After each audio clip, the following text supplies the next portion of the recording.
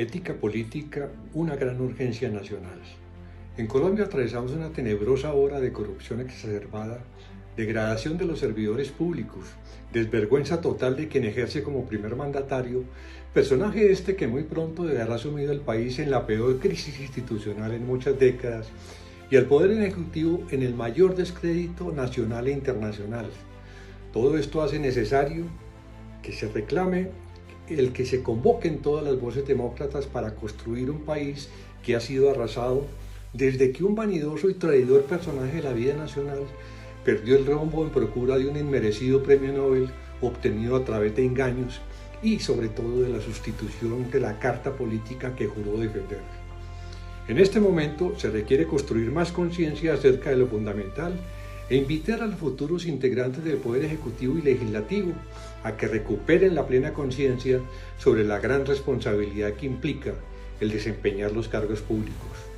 Los ciudadanos tienen un derecho fundamental a una buena administración pública y los auténticos ciudadanos deben sentir un llamado a la inclusión, a una convicción interior que haga llegar ese sentido de solidaridad y más allá de su partido y su ideario,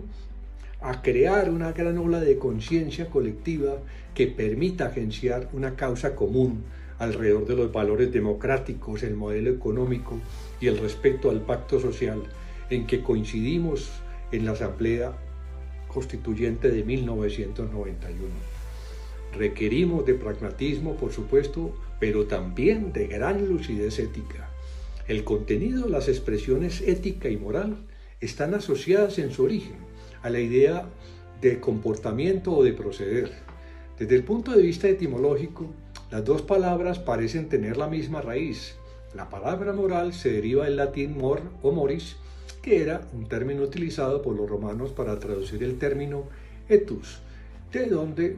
viene la palabra ética. Esta última hace referencia a juzgar si el sentido de los comportamientos es bueno o malo, adecuado o inadecuado. Con el avance de los siglos,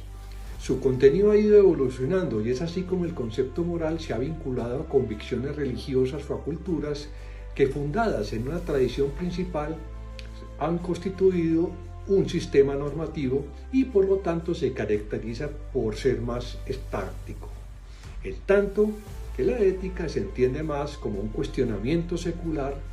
dinámico y por lo tanto en continua renovación. La ética y la política están vinculadas porque la primera se ocupa de examinar el comportamiento humano desde el punto de vista individual, en tanto que la segunda, esto es la política, se ocupa de lo colectivo. Mientras que la ética y la moral se concentran sobre los valores mismos y la vía correcta que debe seguirse al obrar, la política y la filosofía política se fijan sobre las instituciones, la justicia y la manera de vivir al interior de una sociedad. Algunos hablan de ética política, que sería una especie de la ética que estudiaría cómo realizar los valores en las sociedades democráticas y pluralistas, lo que por supuesto lleva a cuestionar en forma permanente los fundamentos del Estado, así como a lograr el cómo se logra la coexistencia y la cohesión social. Las grandes finalidades éticas requieren de una estrategia, es decir, de una política,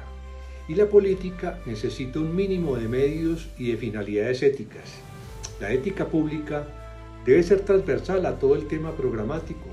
para que las políticas públicas que se pretende implementar se encuentren desde su origen legitimadas de una manera general y puedan ser compartidas con todas las bases en la organización social en procura de la reconstrucción nacional que reclama la patria.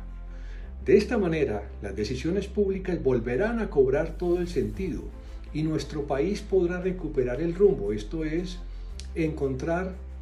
las soluciones pertinentes y legítimas para los problemas más graves y complejos de cada sector económico y social. La política se enfrenta en forma permanente a lo que se considera realismo y utopía. Si el realismo se adapta a las vías de hecho, se convierte en antiético, así como si el ideal no consulta las condiciones reales, se torna en simplemente utópico. Un verdadero líder político debe escoger siempre la política que favorece el realismo, rechaza como ingenua y absurda la resistencia ética, aunque muchas veces esa tosudez aparente y que aparece como irrealista es la que trae la lucidez necesaria para fortalecer la resistencia al interior de una colectividad y fecundar así, con sus diferentes corrientes internas, el glorioso porvenir del movimiento o del partido político. El auténtico líder político se ve enfrentado a sopesar una pluralidad de valores, a diferentes visiones de los temas sujetos a debate, para construir con aquellos dirigentes que defienden los valores democráticos y republicanos la equilegitimidad que denominará bien común e interés general. Esa equilegitimidad le permite convocar a construir unas razones comunes mínimas que al interior de nuestra organización como colectividad nos permiten mantener la cohesión interna y darle de nuevo una razón a la decisión pública en lo social y en lo económico. La ética política exige a los dirigentes que respeten normas más estrictas que las que se requieren para la vida privada. En otras palabras, la persona adquiere con la posibilidad de acceso a la función pública no solo una mayor dignidad, unos beneficios, sino también la exigencia de unas obligaciones mucho mayores de quien solo vive una vida cotidiana y en consecuencia su derecho a la vida privada puede ser menor que el de los ciudadanos ordinarios, pero además le está completamente prohibido utilizar su función para fines estrictamente personales, por lo que deben ser castigados por las acciones que en ejercicio de sus funciones lo justifiquen desde el punto de vista disciplinario, fiscal y muy en particular desde el punto de vista penal, cuando como en los últimos años ciertos funcionarios públicos han saqueado miserablemente al Estado. Esas obligaciones las adquiere el servidor público frente a sí mismo, frente al otro como legítimo otro, frente a la comunidad, frente a la sociedad, incluso frente a la misma especie humana. La política se califica como un arte por las calidades inventivas y creadoras que exige y por la capacidad del político para afrontar la ecología de la acción, vale decir, el principio ético que toda acción humana debe ser concebida al interior de un sistema, que no solo considera las interacciones del actor, sino también las interacciones imprevisibles que surgirán de la relación de esa actuación del líder político con su entorno y las consecuencias a largo plazo que se desprenderán de su acción. La ética pública es un concepto que privilegia el discernimiento, porque es un camino que estimula la construcción permanente con los otros, las soluciones a los problemas complejos, problemas que son políticos y sociales.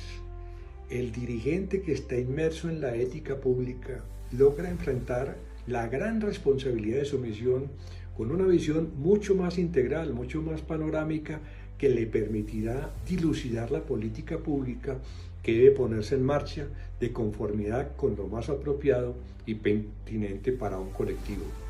Un partido no puede aspirar a ser completamente armónico y pacífico. Un partido tiene esas razones comunes mínimas, pero representa la unidad de una diversidad, y aunque no se eliminen los aparentes antagonismos, las dificultades que se tienen para coexistir unidos, lo que esto implica es que se requiere un mayor esfuerzo de articulación, de mayor comprensión, o al menos reducir la incomprensión entre sus integrantes. Necesitamos encontrar de manera urgente un terreno de compromiso común como colectividad y como sociedad, y reitero, unas razones comunes mínimas. No sobra reiterar que nos permite la cohesión social entre las personas que se someten al imperio de la Constitución y de la ley. Al interior de nuestra organización o movimiento partidista debemos generar más conciencia acerca de lo fundamental y más responsabilidad con respecto a lo que representa ejercer un cargo público. En realidad, las crisis favorecen el que nos interroguemos, estimulan el que tomemos conciencia y fomenta las fuerzas generadoras, las fuerzas creativas y regeneradoras que pueden estar dormidas en cada individuo y en los individuos dentro de las colectividades políticas. no sobra destacar que hay momentos de crisis en que no se puede incurrir en una excesiva tolerancia y demasiada comprensión, porque muchas veces es en aquellos momentos donde podemos estar asistiendo a una degeneración de la ética y en consecuencia es el momento oportuno, ideal, para endurecer nuestra posición e iniciar su correspondiente regeneración. Las decisiones políticas hay que tomarlas en medio de la incertidumbre. Esta se presenta tanto para los realistas como para los denominados utópicos. De hecho, toda transformación o metamorfosis parece imposible antes de que suceda. La historia registra cómo Juana de Arco, Charles de Gaulle, por ejemplo, frente a la aceptación de Pétain, o Winston Churchill, parecieron en un principio poco realistas frente a las condiciones del momento, pero contribuyeron con su ética, que parecía utópica, a que se pudieran transformar las condiciones objetivas para las soberanías nacionales y de ser considerados personas ausentes de la realidad, pasaron a ser considerados en la historia como los verdaderamente realistas y adelantados a su tiempo.